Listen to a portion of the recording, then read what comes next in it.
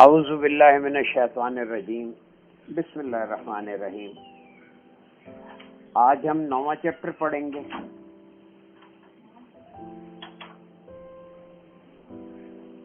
ناقابل تذکرہ شے۔ یہ جو نظریہ رنگ و نور ہے ہمارا، اس کے مطابق ہر چیز، خواہ وہ مرئی ہو یا غیر مرئی، ایک وجود رکھتی ہے۔ مرئی سے مراد ہے جسم رکھنے والی، ہماری ظاہری آنکھوں سے نظر آنے والی چیز کو ہم مرئی کہتے ہیں، انگریزی کارپوریل کہتے ہیں، یعنی ایک وجود سامنے کا، یا غیر مرئی یعنی کہ بظاہر اس کا کوئی وجود نہیں ہوتا، لیکن چاہے وہ مرئی ہو یعنی آنکھوں سے نظر آئے یا نظر نہ آنے والی ہو، جیسے آپ نیکی، جیسے آپ کسی کی اچھائی یا کسی کی برائی، یہ سب غیر مرئی چیزیں ہیں۔ تو ان کا وجود ہے اور ان کے وجود کو جاننا علم ہے، چاہے مرئی چیز کو جانتے ہوں یا غیر مرئی چیز کو، ان کو جاننا کیا ہے؟ علم ہے۔ نگاہ بھی علم ہے اور سماعت بھی علم ہے، بات کرنا بھی علم ہے، بات سننا بھی علم ہے۔ جب ہم کسی کی بات سنتے ہیں تو کیا کچھ سیکھ ہی رہے ہیں نا، مطلب کوئی چیز جان رہے ہیں، کوئی چیز ہمارے علم میں آ رہی ہے۔ کسی نے اطلاع دی کہ جی گھر میں آٹا ختم ہے، بات سنی تو آٹا ختم ہونے کی اطلاع آئی نا۔ اسی طرح انسانی زندگی کے تمام کردار، وہ بھی علم ہے۔ موجودات کی حیثیت علم کے سوا کچھ بھی نہیں ہے۔ اور یاد رکھیں کہ علم ہی حقیقت ہے، علم ہی موجود ہے، لا علمی لا موجود ہے۔ اگر کسی چیز کا علم نہیں تو وہ چیز لا موجود ہے، تو گویا لا علمی لا موجود۔ کائنات میں یہ جتنی مخلوقات کا اللہ نے سلسلہ قائم کیا ہے، اور تمام مخلوقات کی حیات و ممات جو ہے، اس کا پروگرام سب کا سب علم۔ کائنات کے بارے میں خالق کے کائنات نے اپنی مرضی سے ایک پروگرام بنایا۔ جب اس نے اس پروگرام پر عمل درآمد کا ارادہ کیا، اس پروگرام کو متحرک کرنا چاہا، تو سوئچ آن کر دیا کہ پروگرام نشر ہونے لگا۔ اب خالق کے بارے میں جاننا بھی علم ہے اور خالق کے اس پروگرام کو جاننا بھی علم ہے، اور مطلب وہ علم کے علاوہ ہے ہی کچھ نہیں۔ اب اس پروگرام کے تحت وجود میں آنے والی ہر شے بھی علم ہے۔ ایک طرف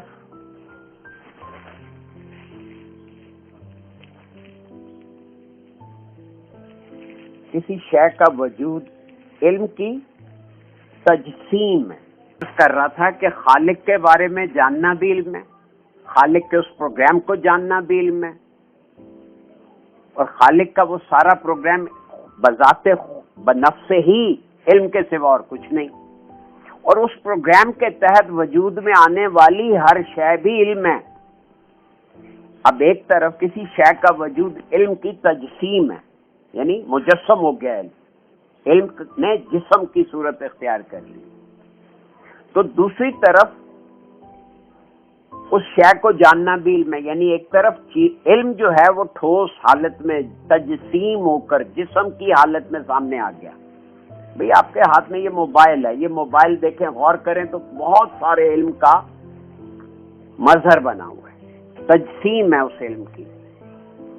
اور پھر اس موبائل کو جاننا اور اس کا آپریشن کرنا اور اس کا آپریٹو ہونا، یہ بھی علم ہے۔ کیسے اس کو آپریٹ کرنا ہے، یہ بھی ایک علم ہے۔ گویا علم جو ہے وہ ایک ہستی ہے۔ روحانیت میں علم کو ایک ہستی مانا جاتا ہے، ایک چیز مانا جاتا ہے، ایک باقاعدہ ایک وجود مانا جاتا ہے، اور یہ ایک ہستی ہے، اور ایسی ہستی جس کا وقوف بھی علم ہے۔ اور یاد رکھیں کہ وقوف کا مطلب رکنا، وقوف اسی سے لفظ ہے بے وقوف، یعنی جو نہیں رکتا۔ جب کسی علم کو آپ جانتے ہیں تو اس وقت پہ رکتے ہیں، رک کے کیا کرتے ہیں؟ تجسس کرتے ہیں، جاننے کی کوشش کرتے ہیں، خواہش کرتے ہیں. تو یہ تجسس جو ہے یہ علم کی ہستی کا وصف ہے، اور تجسس ہی کی وجہ سے علم بڑھتا پھیلتا اور نشو نما پاتا ہے. آپ غور کریں کہ چھوٹا بچہ جو ہے وہ ہر بات پہ تجسس کر رہا ہے، یہ کیا ہے، وہ کیا ہے، یہ کیوں ہے، یہ کیسے ہے. وہ اتنے سوال پوچھتا ہے کہ بس پوچھو ہی مت. بندہ جواب دے دے کے کہتا ہے بس چپ کر جو یار، مجھے نہیں پتا.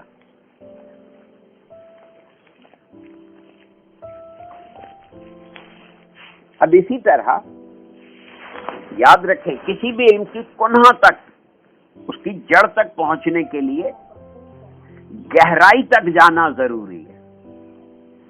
سطحی سوچ کسی علم کی کنہ تک نہیں پہنچ سکتی.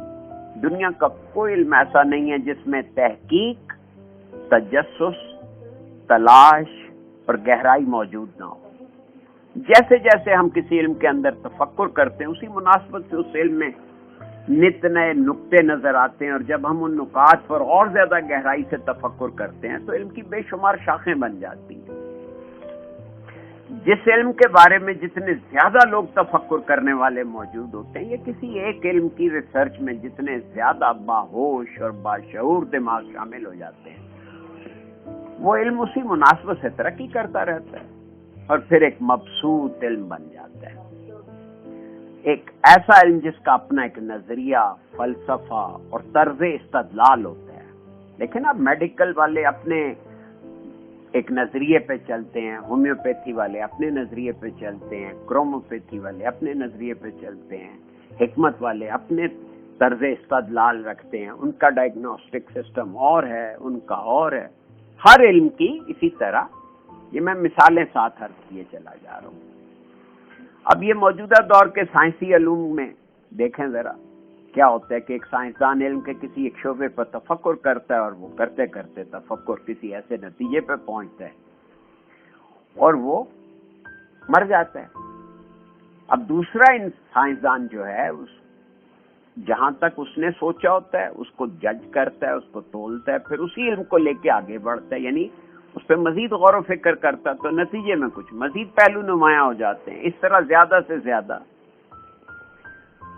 دماغ جو ہیں وہ اس تحقیق میں شامل ہوتے رہتے ہیں، اور رفتہ رفتہ علم جو ہے وہ ایک جداگانہ حیثیت قائم ہو جاتی ہے.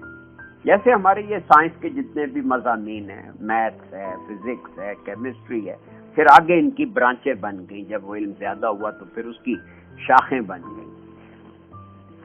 اب اسی طرح ایک تھیوری ہوتی ہے، تھیوری بن جاتی ہے، پھر یہ علم اور بڑھتا ہے تو مزید اس میں لوگ شامل ہوتے چلے جاتے ہیں. تو وہ تھیوری کو پریکٹیکل میں تبدیل کر دیتے ہیں یا تبدیل کرنے کی کوشش کرتے ہیں. نتیجے میں وہ پریکٹیکل ہونے کے بعد ان کے پاس کچھ ریزلٹس آ جاتے ہیں، وہ کچھ ایسی باتیں ڈسکور کر لیتے ہیں جن سے کوئی انکار نہیں کر سکتا. تو پھر ہر نئے علم کو علمی حیثیت دینے اور پھر عوام الناس سے اسے متعارف کرانے کے لیے اس علم کی مختلف طرزوں میں، مختلف پیرایوں میں مثالوں، نئی نئی ترغیبات اور تشبیہات سے تشریح کی جاتی ہے. جیسے جیسے یہ تشریحات دماغ کے اوپر وارد ہوتی ہیں، شعور اس علم سے آشنا ہوتا رہتا ہے. نتیجے میں شعور گہرائی میں سفر کرنے لگتا ہے. جب طالب علم کا شعور گہرائی میں داخل ہو جاتا ہے تو اس کے سامنے لاشعور کا دروازہ کھلنے لگتا ہے. اور جب کوئی روحانی مسافر علم الہی کے راستے پہ سفر کرتا ہے اور شعور کی گہرائی سے گزر کر لاشعور میں داخل ہو جاتا ہے،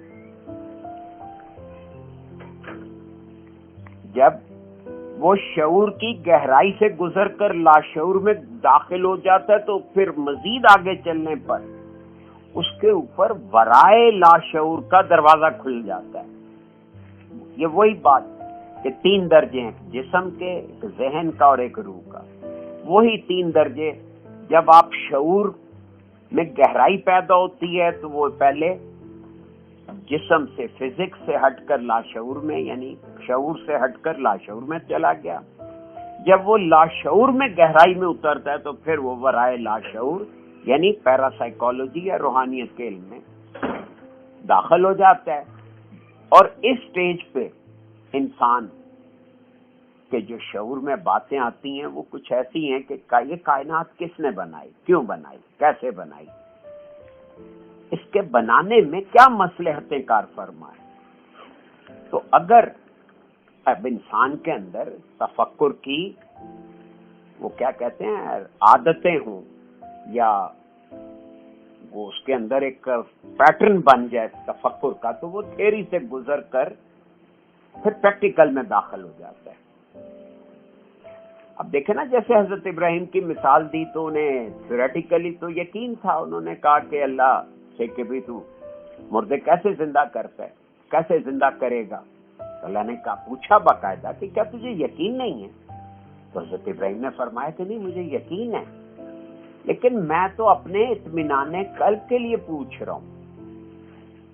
तो गोया ये इत्मीनाने कल्ब के लिए जो है ये थ्योरी से गुजर कर वो प्रैक्टिकल करवाया फिर उनको, कैसे कि 4 परिंदे लो, उन्हें खुद से मानूस करो और फिर इनको ज़िबा करो और फिर इनका गोश्त फेंको, फिर इनको आवाज दो।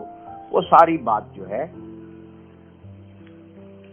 यानी पहले आप एक चीज को थ्योरेटिकली समझते हैं, फिर उसके तजर्बे होते हैं, आपके जाती जिंदगी में मुशाहिदात होते हैं, तो तब जाकर रफ्ता रफ्ता फिर वो कायनात बनाने के सारे निजाम को ग्रास्प करने लगता है, ज़हन की गिरफ्त में आना शुरू हो जाते हैं, और फिर वो कायनात बनाने वाले से कम्युनिकेट करना उसके लिए पॉसिबल होता चला जाता है।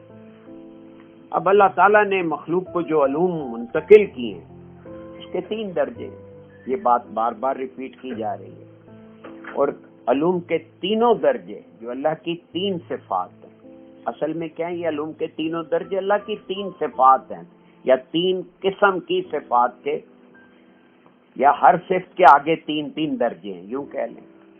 तो और ये हर मखलूक में हमा वक्त, हर आन और हर लम्हा जारी और सारी हैं, लेकिन इन सिफात का इल्म सिर्फ मुकल्लफ मखलूक को दिया गया। मुकल्लफ मखलूक से मुराद है जिन्नात को और इंसानों को। ये वही इल्म है जिसको खालिक कायनात ने अपनी अमानत कहा, इन्ना अरदनल अमानता, हमने पेश की अपनी अमानत।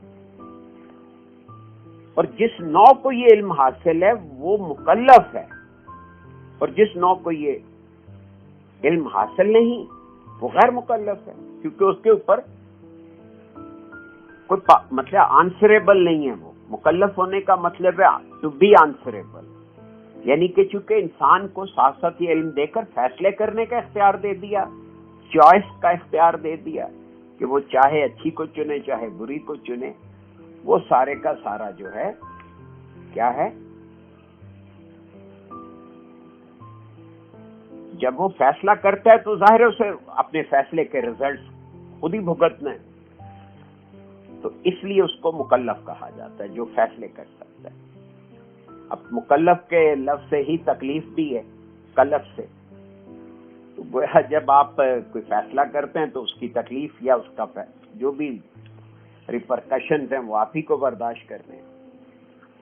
अब मखलूक के बाशऊर होने की तस्दीक तो इसी बात से हो जाती है कि अल्लाह ताला अपनी अमानत पेश कर रहे हैं, तो अर्ज़ो समावात और जिबाल को अपनी अमानत पेश कर रहे हैं। इसका क्या मतलब हुआ? और वो आगे से इनकार कर रहे हैं। इसका मतलब है कि वो जानते हैं कि वो क्या जवाब दे रहे हैं, और अल्लाह को भी पता है कि मैं क्या कह रहा हूँ, किसको कह रहा हूँ, लेकिन उसके बाद वो अर्ज़ो समावात और जिबाल का अपनी बेबजारती और अपनी इनएबिलिटी का एतराफ करना, तो साफ समझ आता है कि भाई सब मखलूक समझ और अकल से आरास्त है। अगर समझ और अकल ना होती तो इनकार या इकरार ज़ेरे बहस ही नहीं आ सकता था। अब यहाँ पे एक नुक्ता बड़ा गौरतलब है कि इंसान ने वो अमानत उठा ली, उसका बार उठा लिया, تو وہ ظالم اور جاہل کیوں کہلایا؟ اللہ نے کہا ان الانسان ظلوما جہولا. یہ بہت ہی غور طلب نکتہ ہے کہ انکار کرنے والے کو تو اللہ کچھ نہیں کہہ رہا، لیکن جس نے قبول کیا اور اسے اٹھانا کہ وہ حامی بھری ہے اسی کو ظالم اور جاہل کہہ دیا. اب اس سے کیا ثابت ہوا؟ ایک تو یہ ثابت ہوا کہ بھی سماوات، ارض اور جبال جو ہیں، یعنی زمین، آسمان اور پہاڑ جو ہیں، یہ انسان سے زیادہ دانا تھے، یہ زیادہ عقل مند ہیں، یہ زیادہ ہوش مند تھے اور زیادہ باشعور تھے. انہیں پتا تھا کہ ہم اس کو نہیں برداشت کر سکتے، تو انسان کو تو پتہ ہی نہیں تھا. اب اگر وہ انسان کو اس وقت بھی نہیں پتا تھا اور اس نے دانستگی میں یا لا علمی میں وہ اٹھا لیا اس کا بوجھ امانت کا، تو ظاہر ہے کہ وہ امانت کی حیثیت سے بھی واقف نہیں ہے، اس کی صفات سے بھی واقف نہیں ہے، اس کی ورکنگ کا، تو اس کی حیثیت کیا ہوئی؟ ظاہر ہے کہ وہ ساری کائنات میں کمتر ہو گیا، کیونکہ ساری کائنات جو ہے ارض و سما اور جبال تینوں چیزیں جو ہیں وہ جانتی ہیں کہ یہ ہمارے بس کی بات نہیں ہے. اب اسی طرح قرآن میں جہاں علم الاسماء عطا ہونے کا تذکرہ ہے، وہاں پہلی بات تو یہ بتائی گئی ہے کہ علم الاسماء آدم کو اس لیے عطا کیا کہ خالق نے آدم کو اپنا نائب بنانا چاہتا ہے. خالق نے آدم کو اپنا نائب بنانا تھا، اس لیے اس کو علم عطا کیا. یہ ہے سامنے کی بات کہ نائب کون ہوتا ہے.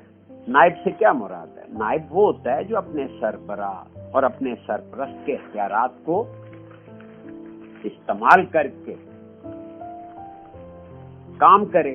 اختیارات کا استعمال اسی صورت ممکن ہے جب اختیارات کے بارے میں علم ہو، اور پھر ان اختیارات سے متعلق قوانین سے واقفیت ہو. اختیارات کو استعمال کرنے کا شوق تو بہت ہو لیکن نہ ان کو پوری طرح جانا جائے، نہ ہی سمجھا جائے، نہ ہی ان کو برتنے کا طریقہ سیکھا جائے، تو انسان کیا ہوا؟ بھئی ظالم اور جاہل ہی تو ہوا. اب کائنات کو بنانے والا اللہ تبارک و تعالی ارشاد فرماتا ہے کہ انسان ناقابل تذکرہ شے تھا، تو اس نے اس کے اندر اپنی روح میں سے پھونکا. یعنی انسان اس قابل ہی نہیں تھا کہ اس کو کہیں ذہن میں کوئی جگہ دی جاتی، اس کا تذکرہ ہی نہیں تھا. لیکن کیا ہوا کہ اللہ نے اپنی کچھ خاصیتیں، کچھ صلاحیتیں یا ان میں سے کچھ حصہ انسان کے اندر منتقل کر دیا، اور وہ صلاحیتیں چونکہ کسی دوسری مخلوق کو نہیں دی گئی، کیونکہ یہ اسپیشل تھا، تو پھر اس کے بعد انہیں علم الاسماء بھی عطا کیا تاکہ وہ ان صلاحیتوں کا استعمال کر سکے. یعنی ان صلاحیتوں کو استعمال کرنے کا علم بھی عطا کیا. اب نوع انسانی میں کتنے لوگوں نے اپنی صلاحیتوں اور علم کا اس طرح سے استعمال کر کے دکھایا جس طرح سے خالق چاہتا ہے؟ تو جواب ہے کہ بہت ہی کم لوگ ہیں. تو قرآن بہرحال حضرت عیسیٰ کی مثال دیتا ہے کہ اور تو جب بناتا ہے مٹی سے جانور کی صورت میرے حکم سے اور میری مرضی سے اور میرے دیے ہوئے علوم سے، اور اس میں پھونک مارتا ہے تو وہ ہو جاتا جانور. اب حضرت عیسیٰ کا مٹی سے جانور بنا کر اس میں پھونک مار کر اس کو زندہ جانور بنانا، یہ کوئی دوسری مخلوق تو نہیں کر سکتی. اب اللہ کی عطا کردہ یہ خصوصی صلاحیت ہی کا تو استعمال تھا. اب زندگی اور زندگی کی ان طرزوں کو، جو زندگی کی طرزیں ہیں، اپنے اندر سے مٹی میں منتقل کرنا، جس سے مٹی جو تھی وہ ایک جیتے جاگتے جاندار میں تبدیل ہو گئی، یہ اللہ تعالیٰ کی طرف سے عطا ہونے والی صلاحیتوں اور ان صلاحیتوں کو استعمال کرنے کے علم کے سوا اور کیا تھا. اب یہ بات بہت ہی توجہ سے سمجھنے کی ہے کہ خالق کائنات کے دیے گئے اختیارات کے تحت جو بھی تخلیق وجود میں آتی ہے وہ دراصل ذیلی تخلیق ہوتی ہے. یعنی کوئی بھی تخلیق بہرحال کا خالق کائنات کے بنائے ہوئے تخلیقی یا جزا یا تخلیقی صفات سے وجود میں لائی جا سکتی ہے نا. اب دیکھیں نا، جیسے یہ حضرت عیسیٰ کا واقعہ ہے، تو اس میں مٹی جس سے انہوں نے پرندہ کی شکل بنائی، اگر وہ مٹی نہ ہوتی تو کس کی شکل بناتے؟ جب اللہ نے بنایا تو اللہ نے بغیر مٹی کے، مطلب مٹی کو بھی وجود بخشا اور پھر وہ چیزیں بھی بنا دی. تو یہ فرق ہے آج انسان کے علم میں اور اللہ کے علم میں. تو انسان جو بھی اختیارات استعمال کرتا ہے وہ ذیلی تخلیق ہوتی ہے. اب یہ تخلیقی نظام سے متعلق علم سے استفادے کے لیے، یعنی اس علم سے استفادہ کیسے کریں گے، اس کے لیے جو پہلی شرط بتائی جاتی ہے نظریہ رنگ و نور کے تحت، وہ یہ ہے کہ آدمی اپنی ذات کی نفی کر دے. اب ذات کی نفی سے کیا مراد ہے؟ نفی سے مراد یہ ہے کہ انسان انفرادی طور پر اپنے بارے میں، ماحول کے بارے میں، کائنات کے بارے میں، کائنات کی جزیات کے بارے میں جو کچھ بھی جانتا ہو اس کی نفی کر دے. چیز کی نفی نہیں کرنی، جو ہم جانتے ہیں اس چیز کو اگنور کر دیں. اس کے لیے نظریہ رنگ و نور میں ایک مراقبہ تجویز کیا جاتا ہے. اس مراقبے کا نام ہے مراقبہ لا کا مراقبہ. یعنی آپ مراقبے میں بیٹھ کر یہ تصور کرتے ہیں کہ میں کچھ نہیں جانتا، اس بات کی ریئلائزیشن اپنے اندر اجاگر کرتے ہیں کہ آئی نو نتھنگ. اس کو نفی ذات کا مراقبہ کہتے ہیں. اب جو $1,000,000 کویسچن ہے وہ یہ ہے کہ یہ علم کی نفی کیوں کی جائے؟ جب میں نے ایک علم سیکھ لیا تو میں اس کی نفی کیوں کروں بھائی؟ اب نفی سے کیا مراد ہے؟ اسے بھولنا نہیں ہے، اسے سمپلی نئی چیز سیکھتے وقت آڑے نہیں آنے دینا، اس کو سائڈ پہ رکھ دینا، اس کو ذہن میں نہیں آنے دینا، یہ ہے نفی. اب اس کی ایک مثال دیکھیں. یعنی کسی بھی چیز کا علم جو ہے وہ تو علم ہے، تو پھر جب اس کا اثبات ہو گیا، یعنی کہ آپ کو پتہ چل گیا کہ آئی نو آف اٹ، تو اس کی نفی کیسے ہو سکتی ہے؟ جبکہ نفی ہوتی ہی تب ہے جب کسی چیز کے ہونے کا اثبات ہو. یعنی نفی کس کی ہوگی؟ ظاہر ہے اس کی جو چیز موجود ہے. کہتے ہیں نا نہیں ہے، نہیں ہے، ہے، لیکن ہم کہہ رہے ہیں نہیں، تو وہ نہیں ہے. تو علم ہے تبھی تو اس کی نفی کی جائے گی. اب اس کی نفی کیوں کرنا ضروری ہے؟ وہ اس لیے کہ عالم ناسوت میں رہتے ہوئے اس دنیا میں اور اپنے بارے میں ہم جو کچھ بھی جانتے ہیں وہ سب محدود ہے، نمبر 1.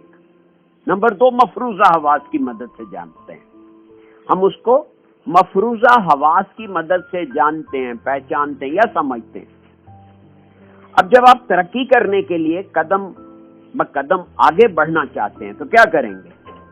زینہ بزینہ اوپر چڑھیں گے. تو کیا کریں گے؟ پہلے زینے کو اگنور کریں گے تو دوسرے پہ چڑھیں گے نا. اب عالم ناسوت کی بابت علم کو اگر آپ پہلا درجہ یا پہلا زینہ مان لیا جائے تو اس سے اگلے درجے یا اس سے اگلے زینے پہ جانے کے لیے ہمیں پہلے درجے یا زینے سے گزرنا ضروری ہے، ورنہ تو ہم پہلے ہی درجے تک محدود رہیں گے. اب اگلے درجے پر جانے کے لیے پہلے زینے سے اوپر اٹھنا اور اسے یکسر ترک کرنا ضروری ہوتا ہے، ورنہ تو ہم دوسری سیڑھی پر قدم ہی نہیں رکھ سکتے. بالفاظ دیگر یہ کہ پہلے زینے یا سیڑھی کا انکار نہیں کیا جاتا بلکہ اس سے آگے بڑھا جاتا ہے. اب مادی زون میں ہم جن حواسوں سے واقف ہوتے ہیں وہ غیر حقیقی ہیں، مفروضہ ہیں اور فکشن ہیں. اب ان سے آگے گزرنے کے بعد ہی ہم حقیقی اور غیر فکشن حواس سے واقف ہو سکتے ہیں. تو ان سے انکار نہیں کرنا یا یہ کہ یہ ہے ہی نہیں. کیوں نہیں ہے؟ یہ ہیں، لیکن اس وقت جب آپ مراقبہ کر رہے ہیں ان کو سائڈ پہ رکھنا ہے، بس اتنا سا فرق ہے. اب فکشن اور حقیقت میں کیا فرق ہے؟ فکشن اور حقیقت کا بنیادی فرق یہ ہے کہ حقیقت میں تغیر اور تبدل نہیں ہے. دیر از نو چینج ان ریالٹی. حقیقت ایک ہی ہوتی ہے، وہ 2 3 4 نہیں ہوتی. فکشن اور مفروضہ حواس ایک تو یہ کہ وہ ہر آن ہر لہجہ تغیر پذیر رہتے ہیں، ان کی رفتاریں بدلتی رہتی ہیں، لہذا ان سے وابستہ کیفیات بھی بدلتی رہتی ہیں۔ اب حواس کی یہ حیثیت فکشن ہو یا حقیقی، دونوں کی بنیاد علم کے اوپر ہے، یعنی دونوں ہی حواس کی ہیں تو علم نا، چاہے وہ فکشن ہے یا حقیقی۔ اب حواس کیا ہیں؟ حواس اطلاعات کو وصول کرنے کے ذرائع ہیں۔